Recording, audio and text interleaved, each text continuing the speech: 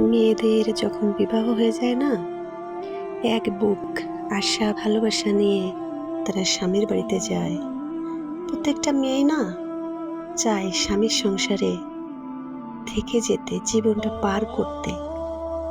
প্রত্যেকটা মেয়ের মনে আশাও থাকে, লাল বেনারসি পরে যায়, মনে হয় যে সাদা কাপড় পরে বেরোবো, কিন্তু সেই আশা তো অনেক সময় পূর্ণ হয় না। বিভিন্ন ঝামেলা, অশান্তি, নির্যাতন শুরু হয়।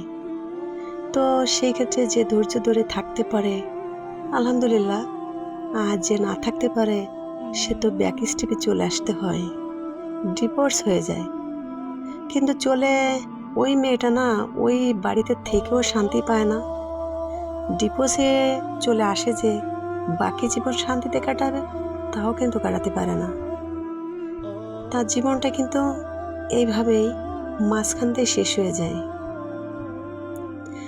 আর যতদিন ডিভোর্সি মেয়ে বেঁচে থাকে, তার এক বোঝা কলঙ্কের দাগ নিয়েই সারাটা জীবন বেঁচে থাকতে হয়। তার শান্তি আর কোথাও হয় না, তার কষ্ট কেউ বুঝতে চায় না, একমাত্র আল্লাহ